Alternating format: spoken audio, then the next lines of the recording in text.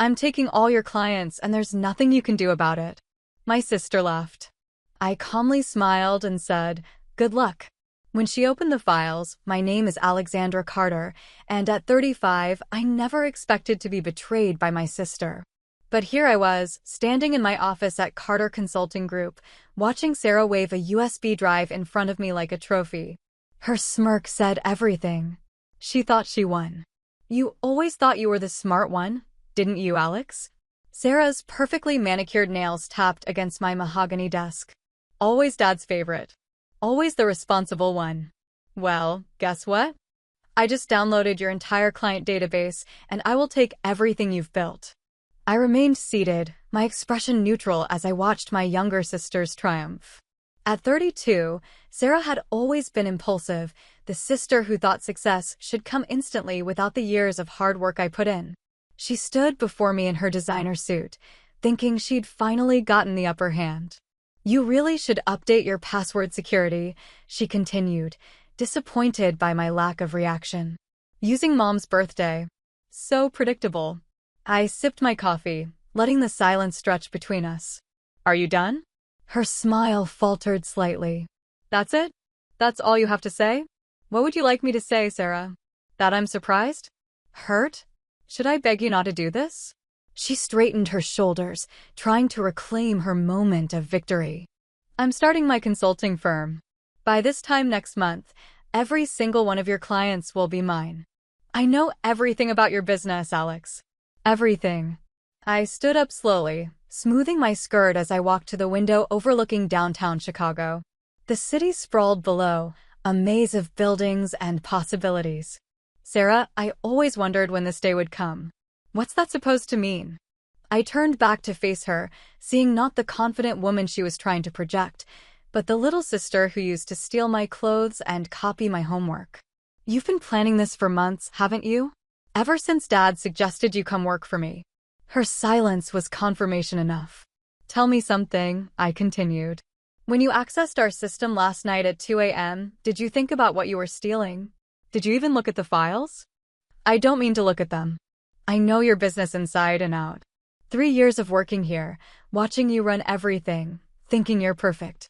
Her voice cracked slightly. "Well, now it's my turn."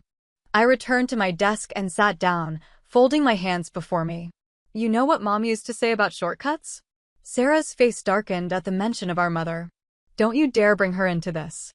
She always said that the easy path teaches you nothing. She made us both start in the mailroom when we worked summer jobs at her company. Spare me the lectures, Alex. I'm done living in your shadow." By this time next week, Carter Consulting Group will be old news and Stevens Consulting will be the new player in town. I raised an eyebrow. "Stevens? Going back to your married name? It's better for business. Carter is too associated with you." She grabbed her designer handbag from the chair. "Don't bother trying to stop me. It'll be too late by the time you get your lawyers involved." As she reached the door, I called out, "Sarah?" She paused, her hand on the handle. "Good luck with those files," she said. She shot me one last triumphant look and walked out, her heels clicking against the hardwood floors of the office I'd built from scratch over the last decade. When the door closed, I picked up my phone and dialed a familiar number. "Marcus? It's time." She took the bait. "Activate protocol, sisters." My head of its calm and professional voice came through. "Already done, boss. The trackers are active and everything's being logged. Do you want me to start the countdown?" "Yes. And Marcus, make sure we document everything. My sister's about to learn a valuable lesson about trust and technology." As I hung up, I couldn't help but think about how we'd gotten here. 10 years ago, when I started Carter Consulting Group, Sarah was still in college, more interested in parties than business. Our mother had just passed away, leaving me her client list from her consulting firm and a letter I'll never forget. "Alexandra, my darling, you're ready for this. Build something meaningful. But remember, success without integrity is nothing. And watch out for your sister. She has my ambition but your father's impatience. One day, she'll be your greatest ally or your biggest challenge. Be prepared for both." Mom had always seen things. After her death, I'd taken her advice and her clients, building a new consulting firm that focused on ethical business practices and long-term relationships. It wasn't the fastest path to success, but it was sustainable. 3 years ago, when Sarah showed up at my office, fresh from her divorce and looking for a job, I remembered Mom's words.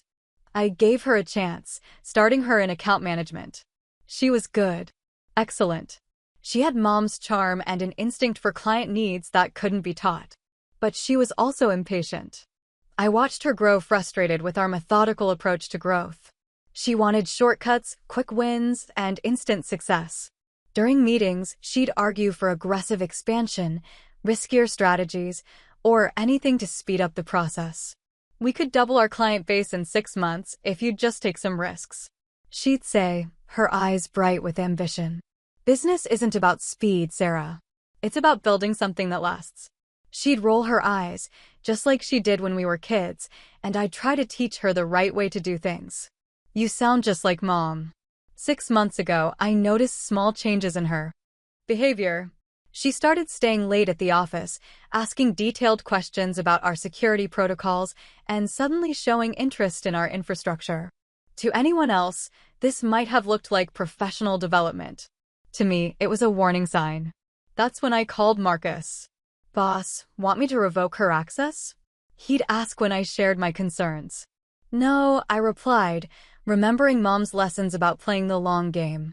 Let's give her exactly what she wants, but let's make sure we're ready.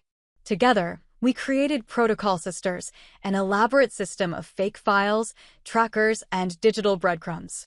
Every time Sarah accessed our system after hours, we knew. Every file she copied was tagged, and every client contact she downloaded was marked. And now, as she walked out of my office thinking she'd won, the actual plan was just beginning. I pulled up my email and sent a company-wide message. Team meeting in 30 minutes. Conference room a mandatory attendance. As responses flooded in, I opened my drawer and took out Mom's letter, running my fingers over her familiar handwriting. Success without integrity is nothing. Sarah was about to learn that lesson the hard way. The next hour would be crucial. Sarah would rush to her new office, eager to contact our clients. She'd open those files, ready to begin her hostile takeover, only to find my phone buzzed with a text from Marcus. She's accessing the files now. You want me to stream it to your screen? I smiled, thinking about the expression on my sister's face right now. No need. Give her time to realize what she's stolen. I'll be in the conference room preparing the team. As I gathered my materials for the meeting, I thought about Sarah's words. I know everything about your business. The irony was that she didn't know the most important thing. That her big sister had learned a lot from watching our mother run her company. The most valuable lesson. Always be 3 steps ahead. The conference room filled quickly, my team of 30 taking their seats with curious expressions. These people weren't just employees, but carefully chosen professionals who shared my vision of ethical business practices. Many of them had worked with my mother before me. As some of you may have noticed, I began standing at the head of the table. Sarah Stevens, formerly Carter, has just resigned from her position. Rather dramatically, I might add. Murmurs rippled through the room. Everyone knew Sarah, her ambition, charm, and impatience with our methodical approach. What I'm about to share with you requires absolute discretion. Sarah didn't just resign. She stole what she believes to be our entire client database and plans to use it to start a competing firm. Gasps and angry mutters filled the room. Linda, our senior account manager who'd been with me since day one, spoke up. But that's illegal. We should call the police. I held up my hand. We're going to handle this differently. Because what Sarah stole isn't quite what she thinks it is. Understanding dawned on some faces, particularly those with the company longest. They knew how I operated. Always preparing. Always protecting. Just like Mom taught me. For the next few weeks, we will proceed with business as usual. Our real clients are safely secured in our encrypted database. What Sarah has, I allowed myself a small smile. Well, she's about to learn a valuable lesson about trust and verification. As I outlined the plan to my team, I felt a mixture of sadness and determination. This wasn't how I wanted things to go with my sister. But sometimes, the hardest lessons are the most necessary ones. My phone buzzed again. Another text from Marcus. Boss, she's tried opening the files 3 times now. Do you want me to send you the security footage from her new office? I declined again. I didn't need to see Sarah's face to know what was happening. The files she'd stolen, the ones she thought would give her instant success, were an elaborate setup. Each client contact was slightly wrong. Email addresses with subtle typos, phone numbers with transposed digits, and company names with minor misspellings, just enough to make every attempt at contact fail. With each attempt, our system would lock her actions, building a case that would protect us legally while teaching her the cost of betrayal. The meeting concluded with a clear strategy for the coming weeks. As my team filed out, Linda stayed behind. Alex, she said softly, I remember when your mother handled a similar situation with her former partner. She was just as calm as you are now. I smiled, thinking of Mom's steady hand at the helm of her company. She taught me that business isn't just about profits, it's about principles. Sarah forgot that. Would she come back, do you think, when she realizes? I looked out the conference room window at the Chicago skyline, thinking about my sister and the long road ahead. That depends on what she learns from this. Sometimes, the hardest falls teach us how to stand up stronger. As the day drew close, I sat in my office, watching the sunset over the city. My phone had been silent for hours. No angry calls from Sarah, no desperate messages. She was probably still trying to figure out what had gone wrong, too proud to admit defeat. But I knew my sister. The real storm was coming, and when it did, I had to be ready not just to weather it, but also to help her find her way back, if she chose to take that path. Mom echoed in my mind. She'll either be your greatest ally or your biggest challenge. Right now, she was the latter. But tomorrow? That would depend on what Sarah learned from her first real lesson in business ethics. I picked up my phone and typed a simple message to Marcus. Start phase 2. The response came immediately. You sure, boss? Once we start, there's no going back. I'm sure. Sometimes tough love is the only way. As I gathered my things to head home, I thought about Sarah sitting in her new office, realizing that her shortcut to success had led her straight into a dead end. It wasn't the end of her story or ours. It was just the beginning of a much more important lesson. Phase 2 would begin tomorrow, with it the real test of character for both of us. The morning sun streamed through my office windows as I reviewed Marcus's overnight report. Sarah had spent hours trying to access the corrupted files, making precisely 47 attempts to contact what she thought were our clients. Each attempt was meticulously logged in our system, creating an ironclad record of her actions. She finally gave up around 3 a.m., Marcus reported, his voice tinged with professional satisfaction and personal concern. Want to see what she sent? I nodded, and he pulled up an email on my screen. The message Sarah had drafted was intended to be professional and persuasive. Dear client name, I'm reaching out regarding your consulting needs. As the former senior account manager at Carter Consulting Group, I'm excited to offer you superior service through my new venture, Stevens Consulting. The email was perfect, except for every single address it was sent to bounce back.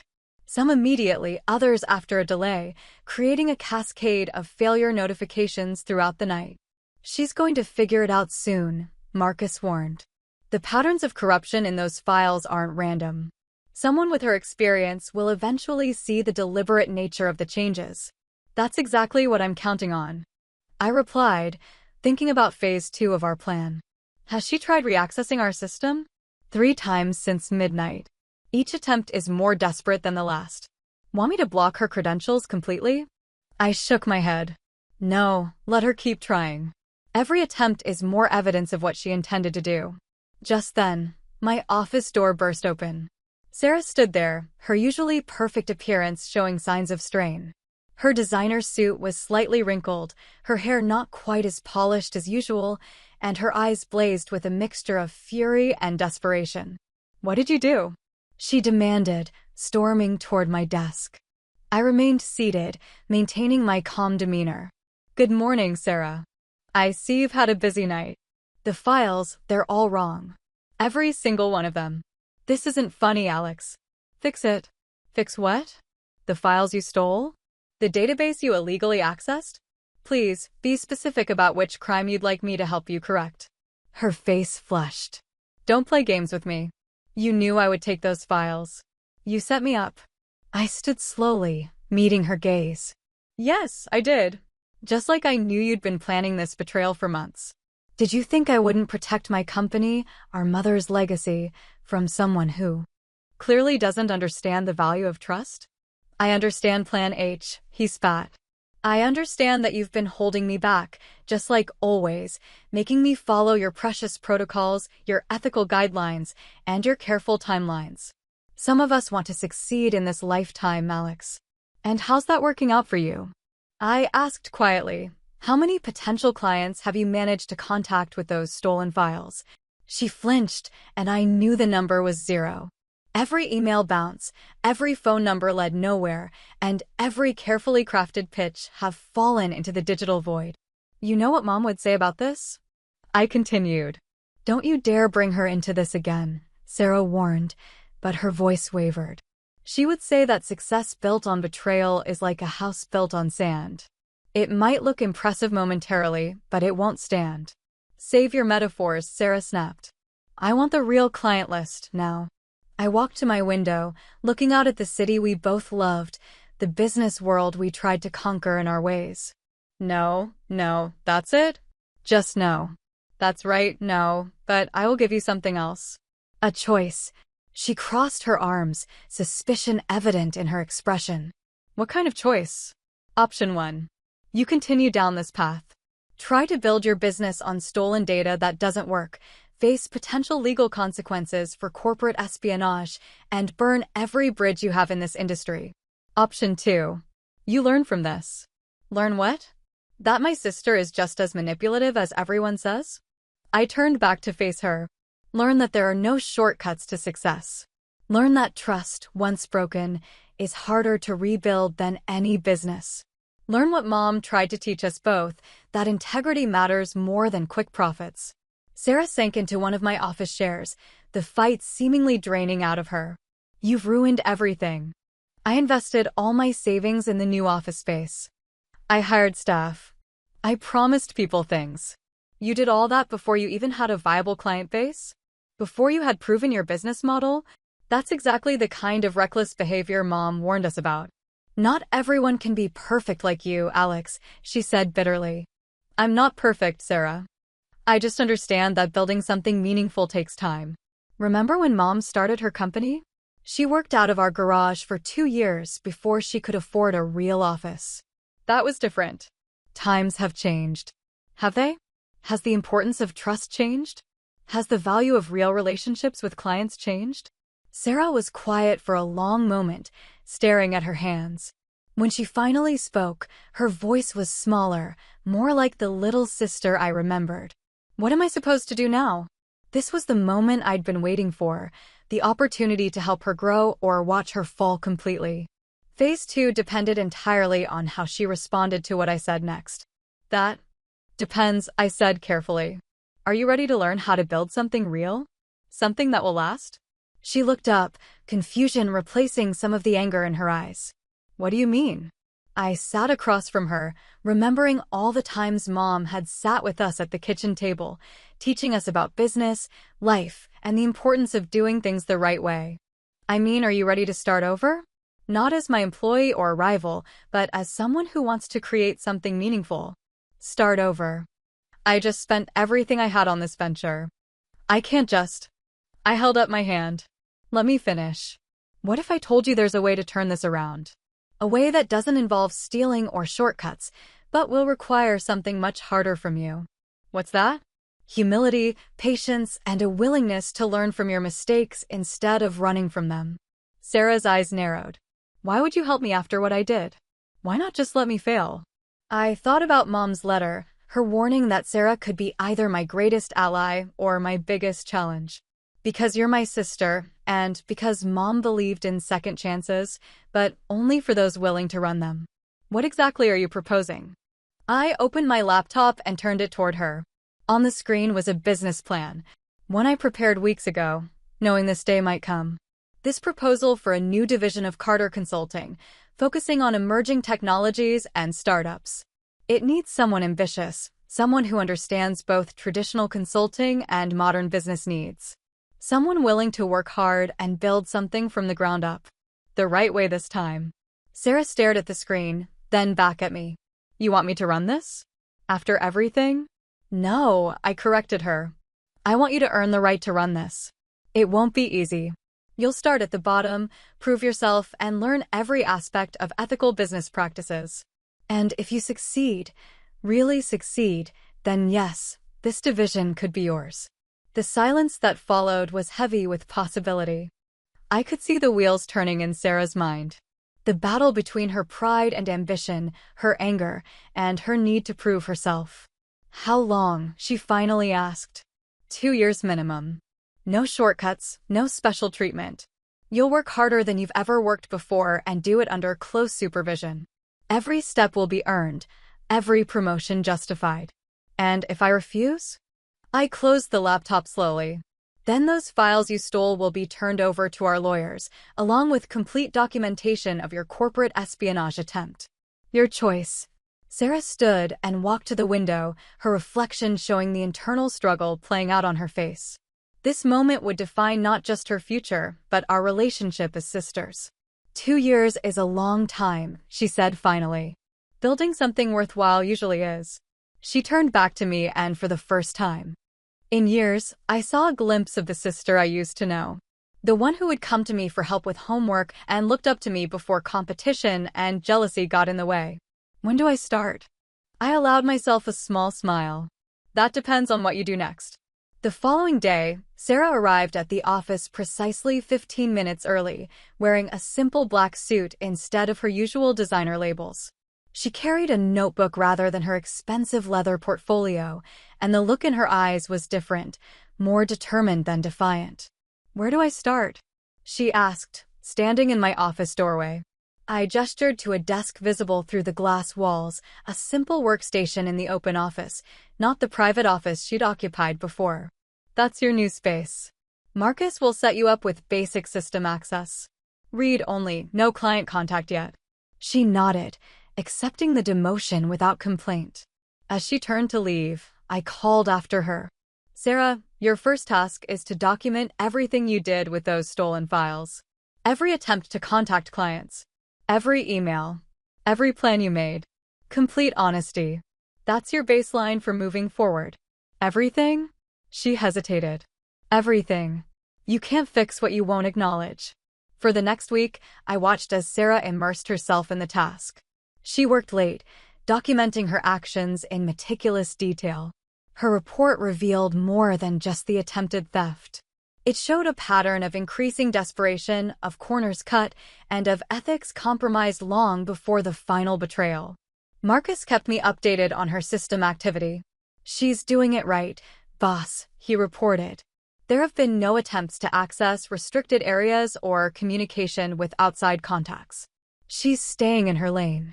One evening, as the office emptied, I found Sarah still at her desk, staring at her computer screen. It's almost 8. I said, stopping by her workstation. She looked up, exhaustion evident on her face. I'm almost finished with the report. There's so much I didn't want to see before. So many times, I could have made different choices. I pulled up a chair. Tell me about it. Remember last year's client meeting with Davidson Corp?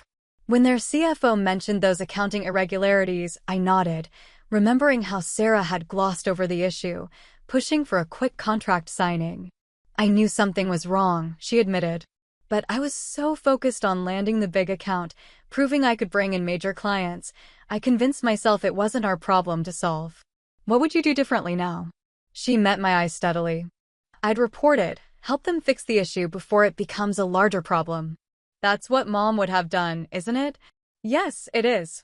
And that's exactly what I did after you moved on to other accounts. Sarah's eyes widened. You knew? Of course I knew.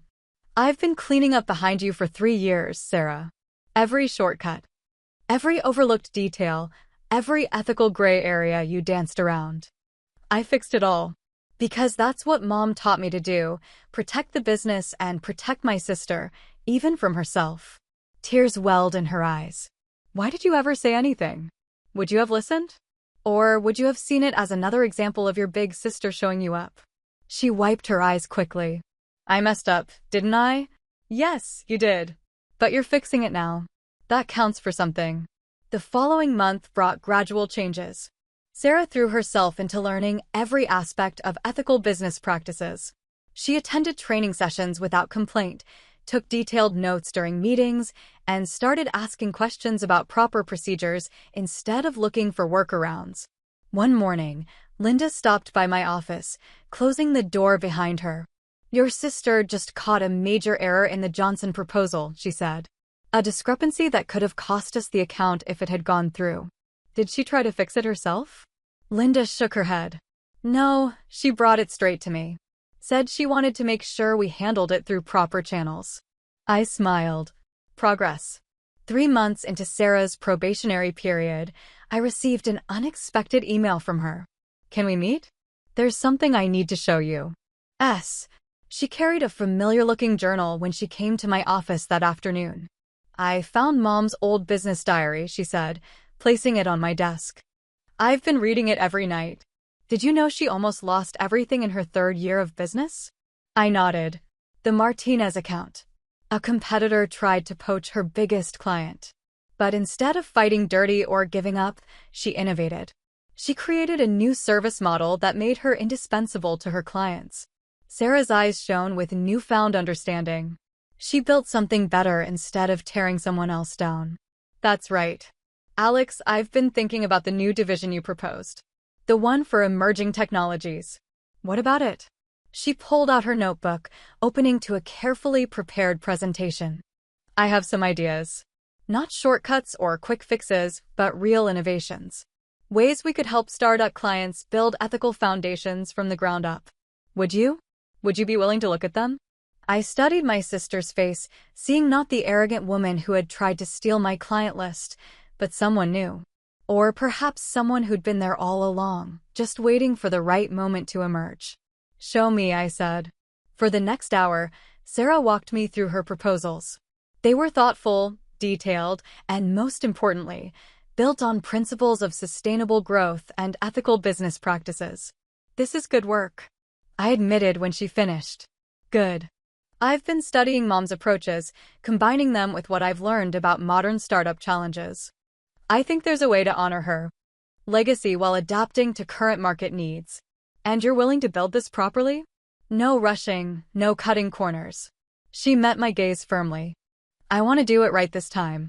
Not just to prove myself to you, but also because I finally understand what Mom was trying to teach us. Success without integrity isn't success at all. After Sarah left, I pulled out Mom's letter again that evening. Your sister will either be your greatest ally or your biggest challenge, she'd written.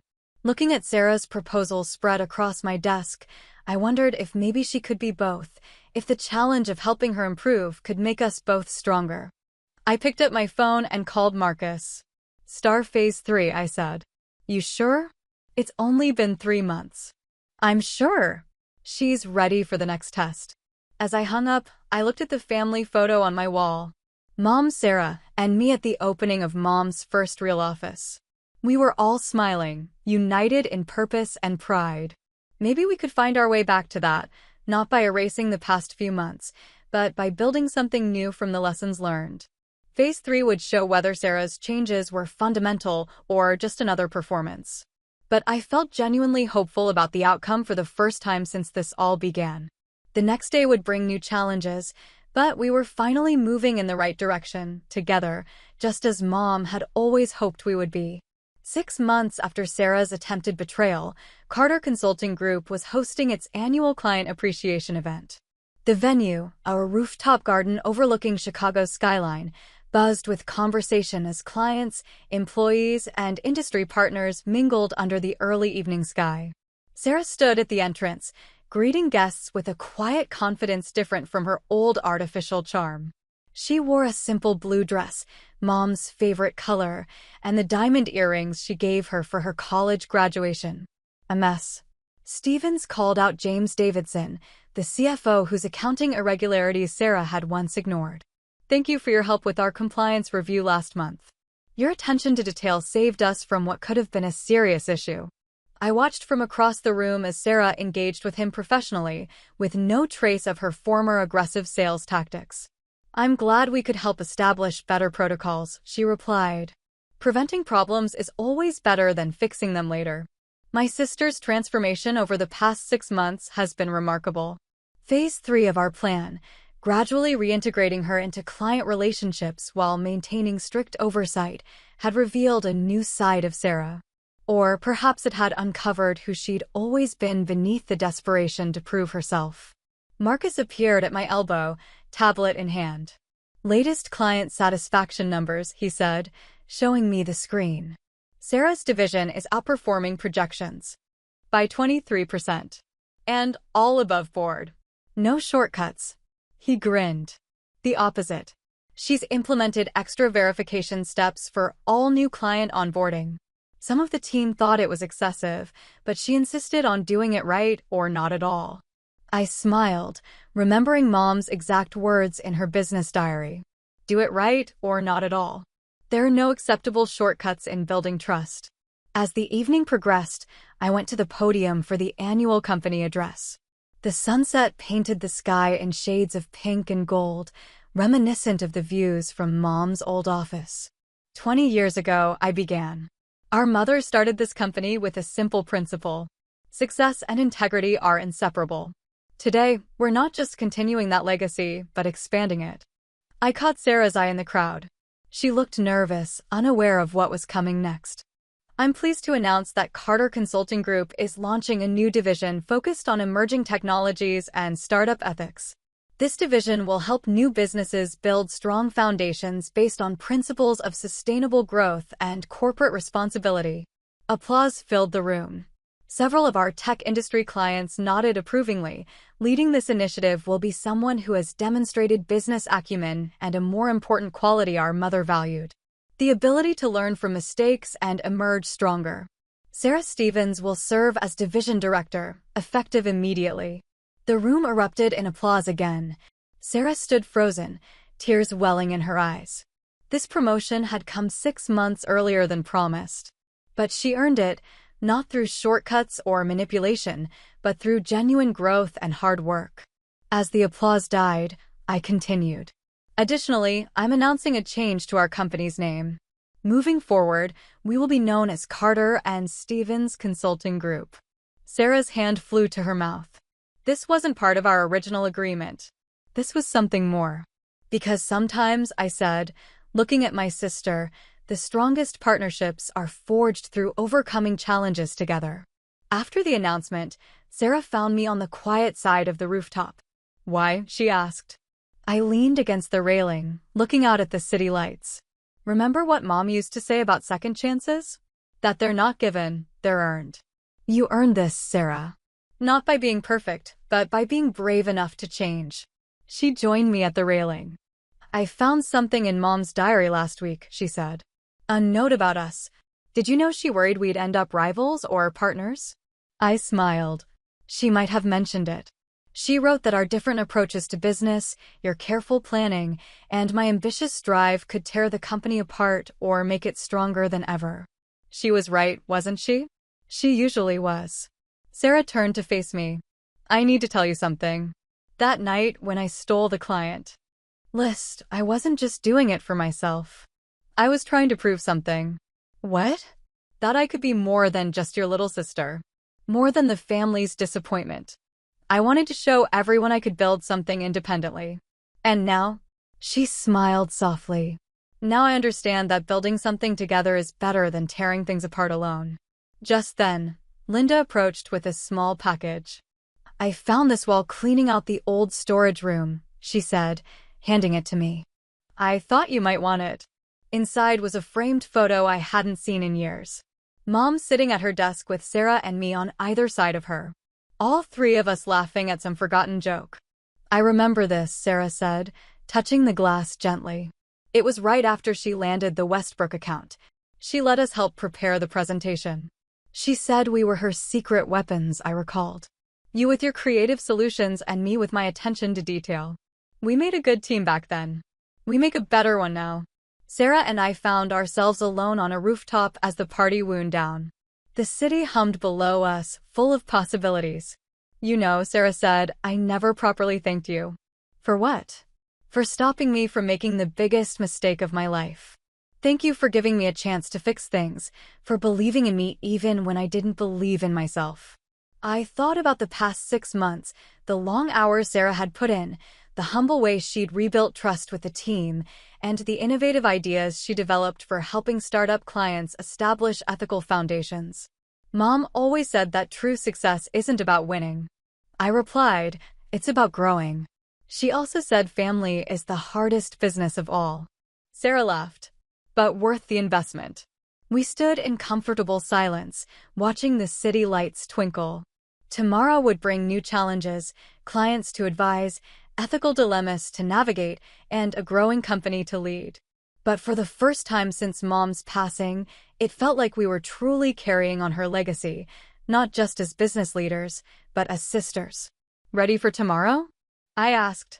Sarah smiled, looking more like herself, her authentic self, than she had in years. Ready for everything. As we left the rooftop, I thought about Mom's final words in her letter. Remember, girls, the strongest foundations are built on forgiveness, trust, and the courage to begin again. Sarah and I had found that courage, rebuilt that trust, and in doing so, created something even stronger than before. Not just a successful business, but a true partnership, forged in the fire of betrayal and tempered by the power of redemption. Carter and Stevens Consulting Group stood as a testament to that journey, a reminder that sometimes the most complex challenges lead to the most meaningful victories, and that it's never too late to choose a better path. Mom would have been proud.